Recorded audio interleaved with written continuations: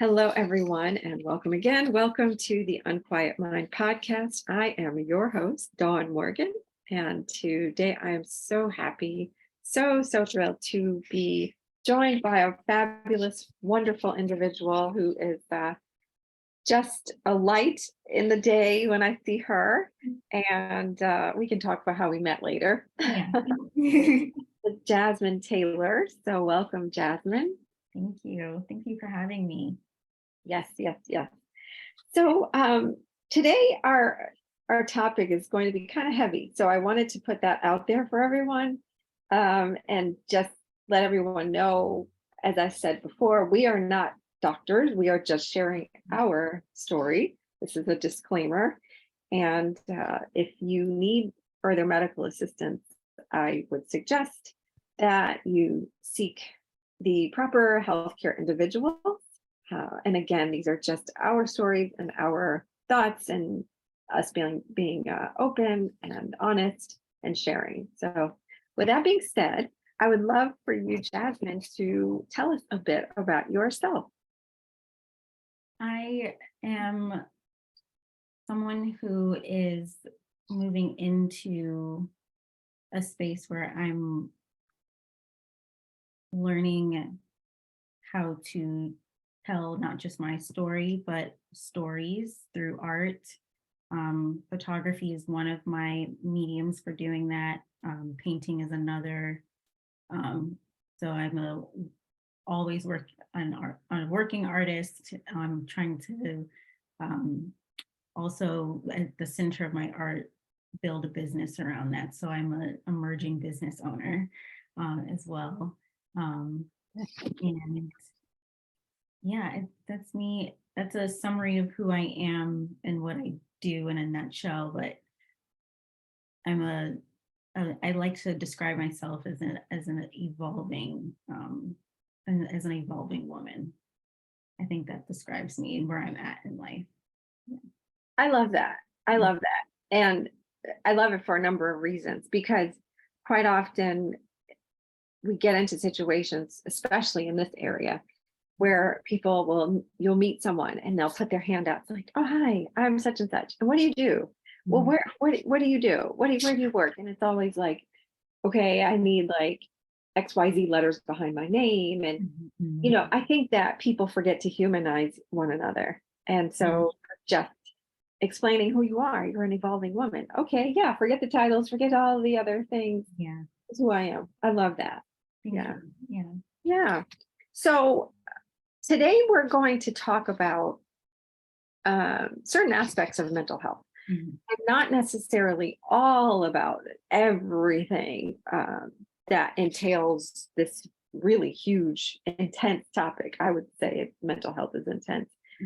And we're going to talk about your story and your project that you are currently working on, which when I found out and listened to what you were doing, I was like, oh my God, this is perfect. This is so great to talk about. So I want to back up a little bit and just say that mental health, I think we are just coming out of Mental Health Awareness Month. That's correct, right? Yes, we are. Yeah, May was Mental Health Awareness Month. Yeah. And so this is a podcast dedicated to patients and patient advocacy and healthcare in general and the healthcare industry, but particular focus on patients who have chronic illness. Like myself, I have multiple sclerosis. I was diagnosed May 23rd, 2000. So I just had my 23rd MS-versary. And when you reach a point in life where you hit a wall or you have an obstacle, we don't realize how traumas can trigger, like maybe something that happened years ago when you were a child, or even when you were an adult. You don't know like how certain traumas will trigger you. And I think that having a chronic illness didn't necessarily trigger something, but maybe it triggered anger and frustration and things like that. But it caused some sort of mental health disturbance. I will say that, because I was never diagnosed with anything, but it was definitely my mental health was disturbed. Mhm. And I want you to talk about how you can get into it, how your mental health was disturbed over your journey and what led you to the project that you're currently working on. And that's why you're here, to talk about this Mhm. project. And I want everyone to know about it. So Okay. please share. So I started this photography project and I called it the Resiliency Project after coming out of a really difficult 2.5 years, not just because of the pandemic, but because I was coming out of a really tough relationship that challenged my self confidence, it challenged my self esteem, and it also took a toll on my mental health. And I, in the fall, as a result of feeling at a particularly low point at that stage in my life, I attempted to take my own life in November of 2020, early November of 2020. And I had to kind of rediscover, or I even think of it as I discovered who I was. And I say discovered instead of rediscovered because I think there were parts of myself that I didn't know about, and that I had yet to learn. And one of those parts of myself that I had yet to learn about was the fact that I was capable of even thinking that, much less going through with it. And so it was really like a coming to grips with um, this level of the coming to grips with the challenge of like meeting myself at a low point, and how do I get myself out of that low point.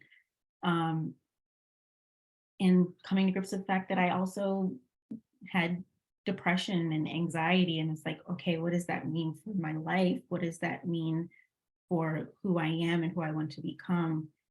And after intense therapy and therapy that I'm in preparing to actually go back into, just to keep checking in with myself and keep checking in with my therapist, and having that extra third party objectivity in my life to help, gain perspectives that maybe I can't immediately see, but that will help me just meet myself where I'm at, will is a really part of that growth.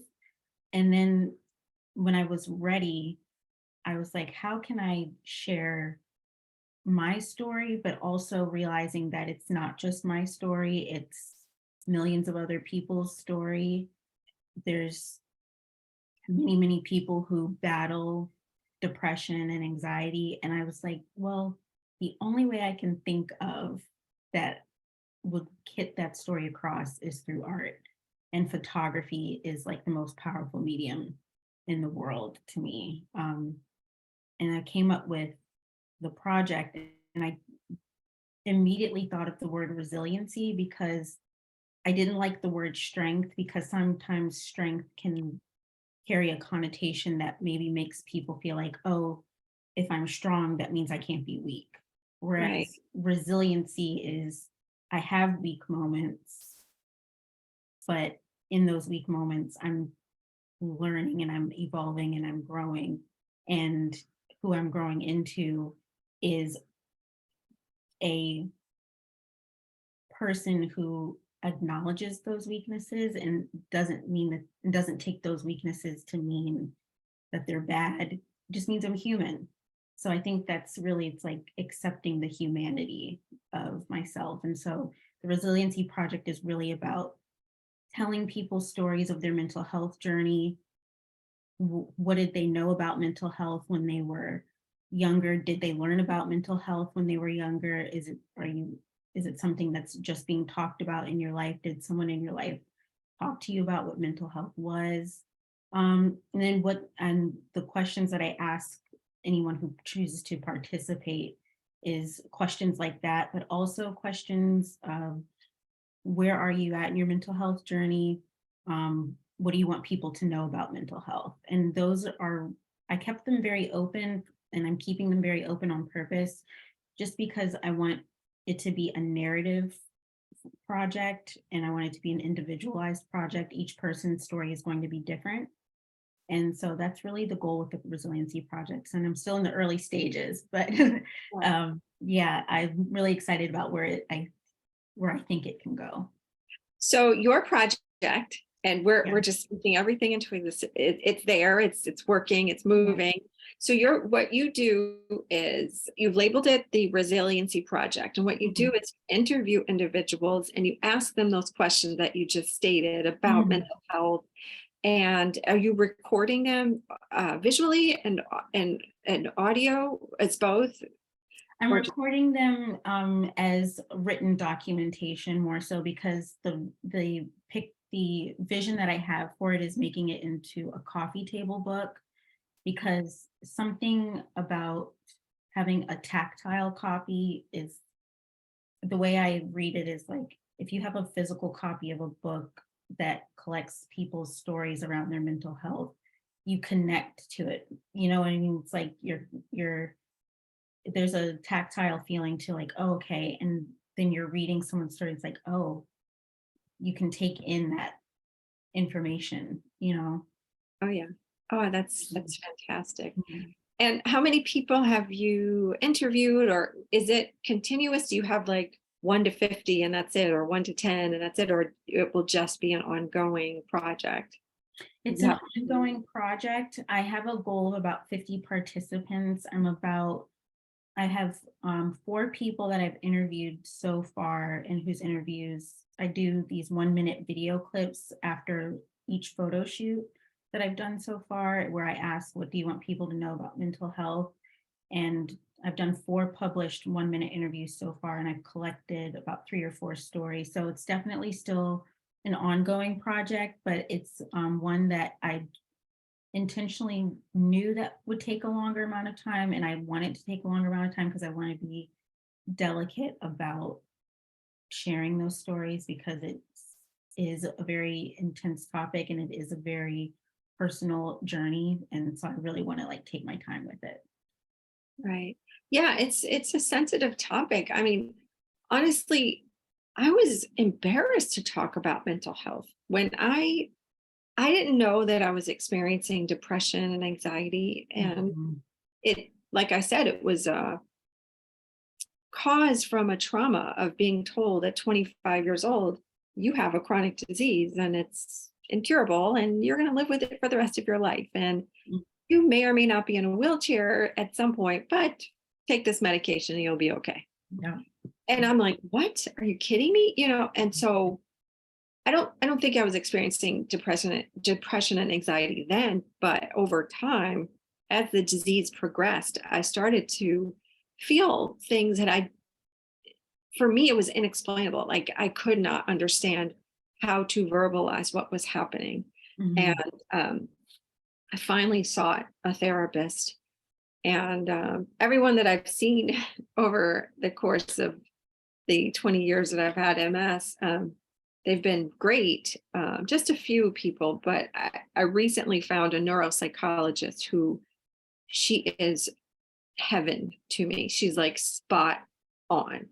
And and I say that because she helps me understand the chemicals and the reaction and why I have this emotion and that emotion, and finding a therapist who can connect with you and really explain what's happening and make sense. It's like she's translating Yes.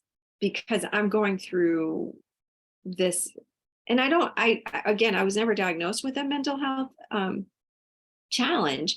So I don't want to like minimize it or anything and Mhm. say like my small issue is like this big issue. But yeah, I was affected because I was diagnosed with this, Mhm. with MS. Um, but my point is it's easy to talk to someone who, like I said, translates what's going on in your brain to make sense to you and Mhm. make you feel like I'm not crazy. Mhm. You know what I Mhm. mean? Yes, I know what you mean.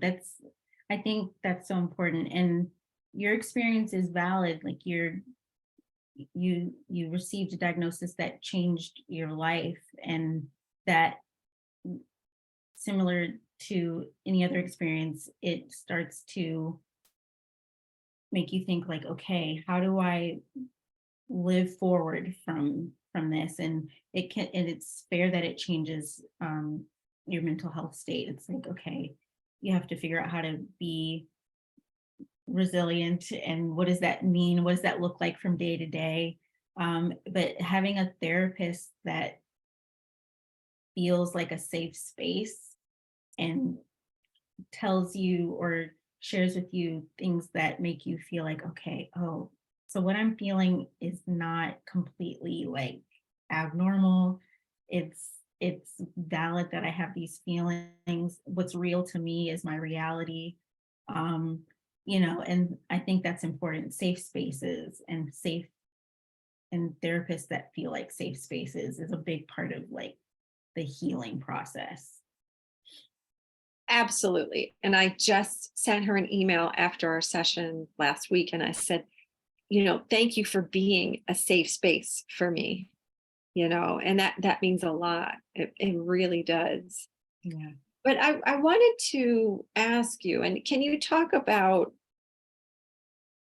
had you experienced mental health obstacles, challenges, or even thoughts of it? Because, like I said, before I was diagnosed, I really never thought about it. And then when I started to experience issues, I'm like embarrassed. I'm like, what? Why? Mhm. So prior to your breakup and your overwhelming emotions of feeling as if you don't want to exist on this Mhm. planet, uh, had you ever thought about things like that before? It's interesting. That's a good question because I had to take kind of an analysis of that after I was in a place where I felt like I could really evaluate my life.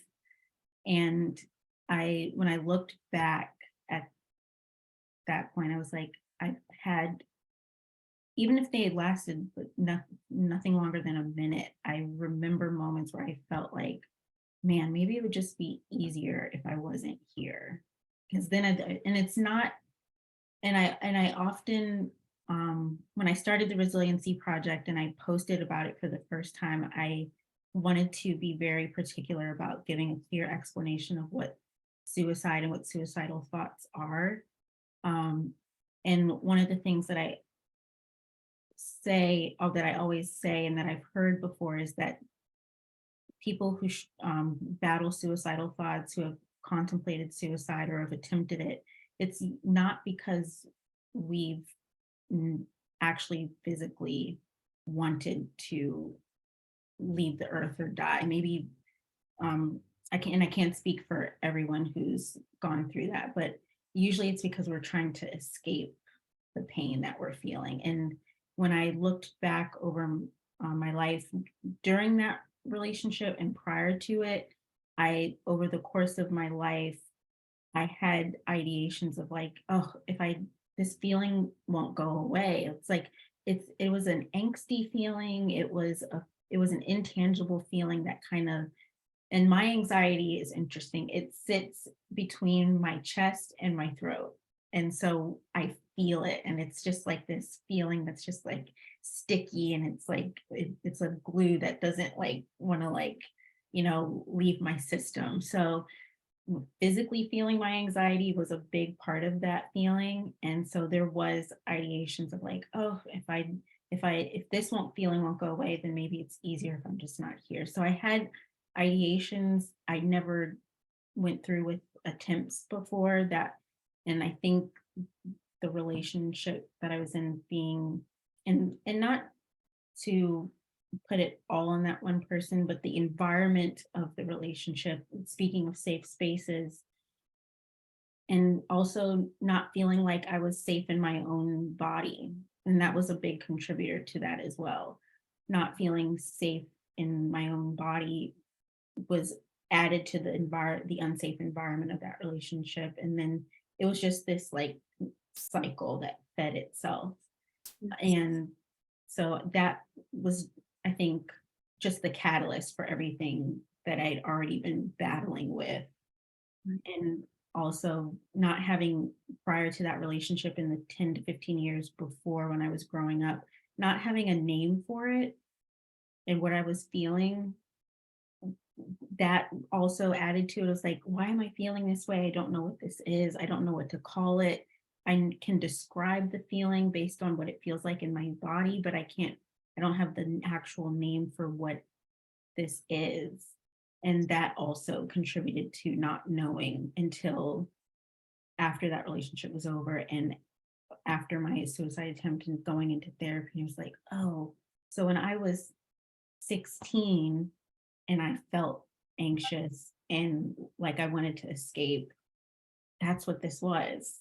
And that's what therapies did for me. I think going back into it, it's going to give me a renewed perspective at this stage in my life. So that was a big, big part of it.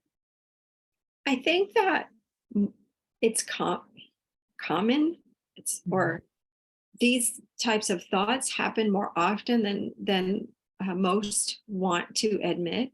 Mhm. Not necessarily attempt, but the thoughts, uh, because you're not alone, and I'm Yeah. sure there are plenty of others that feel the Mhm. same way. I've had thoughts where I'm like, "This is so hard." Mhm. I'm not going to cry, but this is so hard. Yeah. And what would it be like if Yeah. was what I thought. Mhm. And then I start feeling the anxiety. So your anxiety sits in between your throat and your chest. Mine Mhm. is like all in my belly and my gut. Oh my My gosh. stomach tightens up. Know. Yeah, it And feels in so knots. yes. Yeah. And so we need to do some chakra cleansing. You know what I mean? Yes. Yeah, Yeah, like centered in a grounding. Right. that's right. But yeah, I had those feelings before. Nothing recent, like I said, because I feel like I'm in a good and pretty healthy space. I mean, I Mhm. have my situational, I won't even call it Mhm. depression, but I could call it depression. My situational moments where I'm like angry and frustrated, but that's kind of like just being a human and just going through life. So Yeah. we're always going to have ups and downs, whether you have a perfect life or not perfect life. Like Mhm. there's always that ebb and flow of challenges.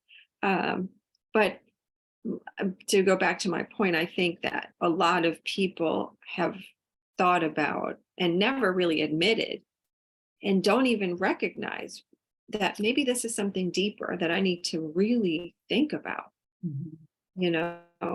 because you and I were talking kind of off to the side about Anthony Bourdain and the Yeah. young woman, the beautiful woman who was, I forgot her Yeah. name. Yeah, Chesley Chris. Yes. Yeah, she And was Miss America, I believe, in right around 2020, I think. I it's I think there's a stigma in terms of mental health and suicide, and a lot of people, and I've read this even on social media, which is why I kind of cringe sometimes at social media. They'll blame the person. It's like, well, why didn't you just get help? or, Mhm. or Chris, what was her name? Miss Crest. Yeah, Chesley Chris, yeah. Mhm. Chris. Mhm. I read that somebody said she was so beautiful. Why would you want to kill yourself? You're so beautiful. You could have Yeah, anything you want. as if that's And a viable solution, yeah. thank you. Thank you. Yeah. So, yeah, it's so interesting. As you're talking, I absolutely love this project and I see so much and I can't wait to talk to you more about it. And Mhm. yeah, this is huge. This is really, really huge. Thank you. It's needed. And the fact that you're a brown girl or a brown woman, because a lot of times the spotlight doesn't focus on people of color and people who look like us, and they tend to say, oh well, you're okay, you can handle it, you're strong, Mhm. the word that you mentioned that wasn't very comfortable.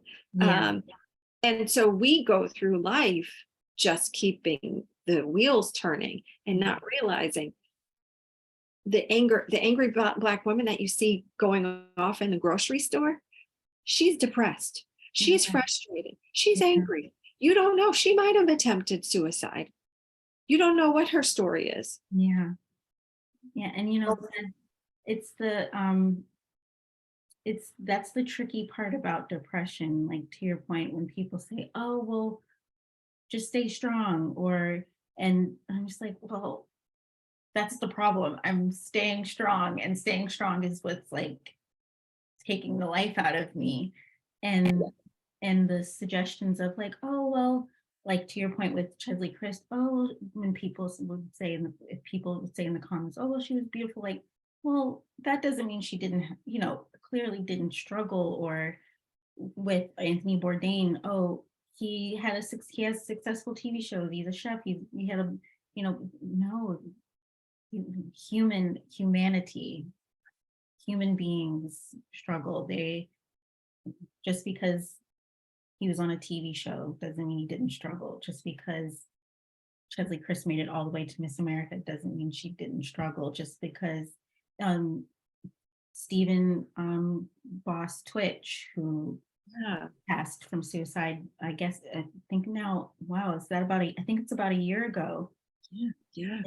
And that's the other part that I think makes depression and um, bless you. I think that's the other part that makes depression and mental health such a still stigmatized. It's because the smile can be misleading, and smiles don't tell the whole story. I was someone who smiled a lot in middle school. If you asked people in my life, like, oh, Jasmine's always happy, like Jasmine didn't know that Jasmine was smiling to hide something at certain stages in her life. And now that I do, it's like, okay, Yeah.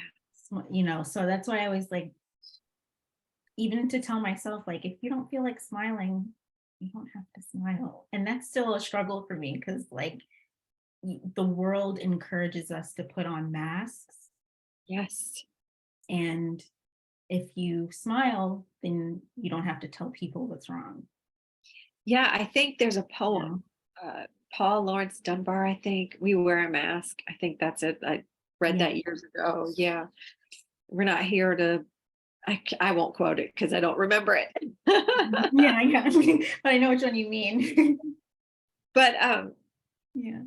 a lot of my Latina friends say the same thing. They say, I feel silenced. I don't feel like I can talk. Like just, I'm just supposed to be a mom. I'm just supposed to Mhm, be a working mom, or I'm just supposed to mhm, be a working individual and a mhm, woman and a wife, or, mhm, just this sexual being or mhm. something. This is just for women in general. Yeah. What are we? Why are we hiding? Why are we not talking about it? Why are we silenced? Mhm, And it does affect marginalized communities in mhm, different mental health affects us a little differently. And mhm. that's why I love this project. And I wanted to ask you a question about vulnerability. Mhm, And it takes a heck of a lot of courage to talk about something so challenging and so heavy. And I find that you step towards vulnerability the more you talk about your story, and mhm. um, like a wide open range of vulnerability.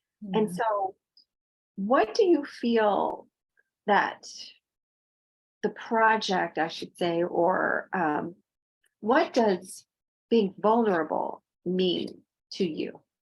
First, that's the first question. What does that mean? Vulnerable, being vulnerable to me means, based on my personal experience, being comfortable with imperfection. Because the moment you get comfortable with imperfection and you realize that you're not perfect and you don't have to be perfect, is when you start to open up to yourself. And then what naturally happens is that it can open up to the world. And I think that's been my experience. The moment I accepted that depression is something I have, anxiety is something I have, but I don't have to let it have me, is the moment I started being okay with vulnerability.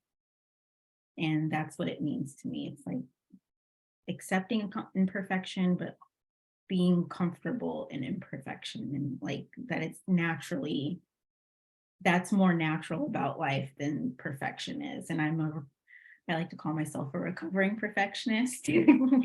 I used to like be like, okay, well, if it's not perfect, then, if my grades weren't perfect, if I wasn't, you know, just striving to just like smile all the time, if I wasn't striving to just be there for everybody and it's not, and often putting myself in the back burner, then what's the point? But that was what was keeping me away from vulnerability, and that was what was keeping me away from life. So that's what vulnerability is to me. It's like, if you can accept that you're imperfect and that you don't have to be anything other than human, and humanity and humans being imperfect, then you can be vulnerable. And that's what I've learned for myself.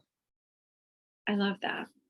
I recently did a documentary on a Black perspective and MS, and it's on PBS, on this wonderful show called Medical Stories. Mhm. And during the screening, we had a discussion about the topic, and Mhm. they were just questioning the participants, myself and the physicians that are being profiled in this documentary. And that was one question about, what has this taught you? And so that kind of answers the second question about what your project has taught you, and what does vulnerability mean to you? Mhm. And I said in my answer, my response, I said, I see vulnerability. They didn't ask me about vulnerability, but I said that this has brought me to a place of being vulnerable, and I Mhm. see vulnerability as my superpower. And so I suppose having superpowers, you're not necessarily human. So I don't know, you know what I mean? You kind of take yourself from the day Yeah. to day, mundane living, and it's okay. It's okay to share, and it's okay to not be okay, and Mhm. it's okay to smile. It's okay to not smile, and Mhm.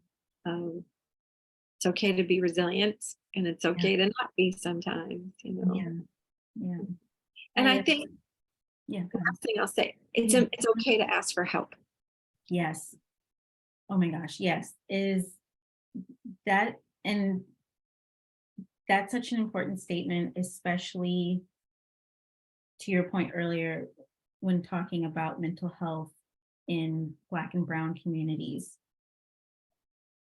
There's there's stigma about mental health and therapy in broader society, but there's also still a cultural stigma, I think, in Black and Brown communities where therapy is like, oh my gosh, what's the saying? We don't tell other people our business.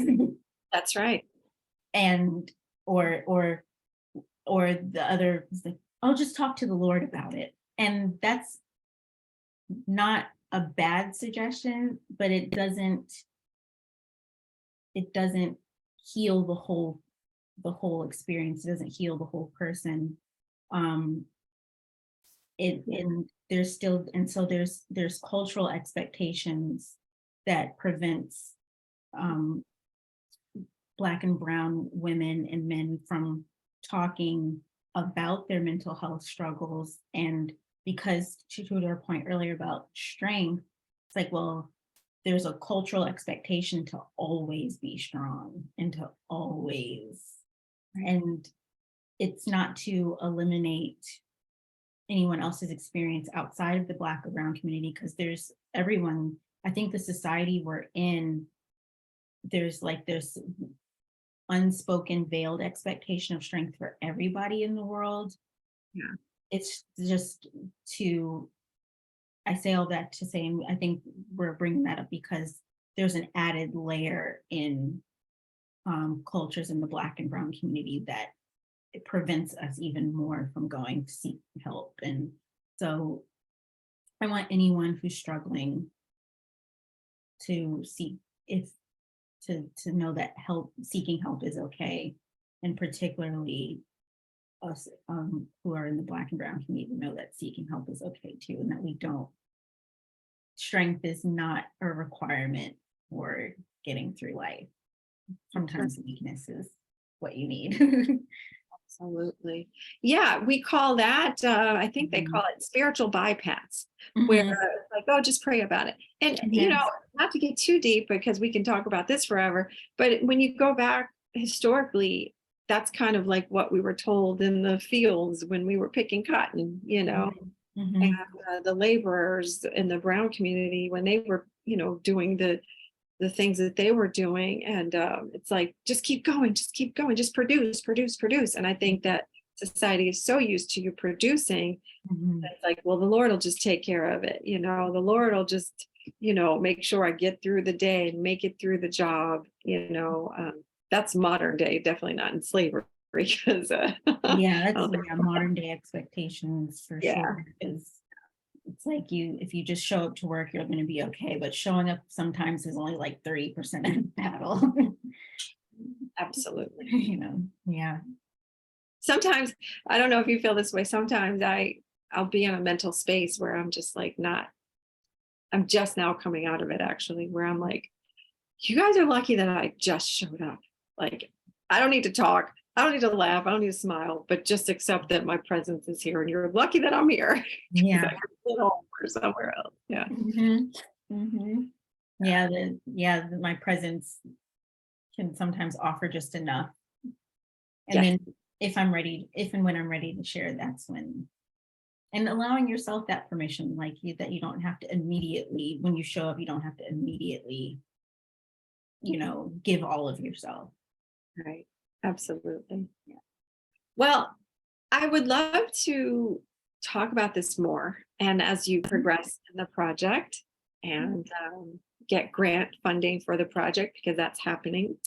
And yeah, this is so exciting. Thank you so much for coming on and talking about this and sharing your story and your perspective and your thoughts. And um, it's just incredible that you're open because people need that, and they need to know that they're not alone. That's the other thing. It's okay to ask for help and you're not alone.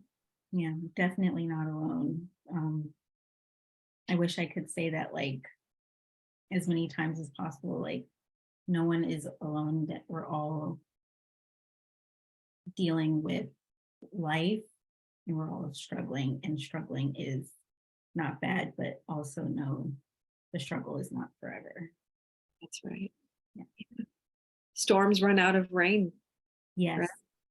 That's a quote from somebody. I don't know who, maybe Maya Angelou or something. Yes. Yeah. So Yeah. where can people find you, Jasmine? So if they want to participate in the resiliency project, they can find me at Moondust on Sundays. That's my Instagram handle. They can also, if they want to learn more about the project, at my other Instagram page at Stasia House Brand LLC is my second Instagram page, my business Instagram. And they can watch the 1 minute video interviews that I've done so far with the first 3 participants on that page. And they can also email me at stasiamagsart@outlook.com if they want to email me directly to participate. Well, thank you. Thank you. And I will definitely list that in the show notes. And thanks again for being on. And this conversation is to be continued. Yeah. Thank you so much for having me. Thank you. Thank you for being here.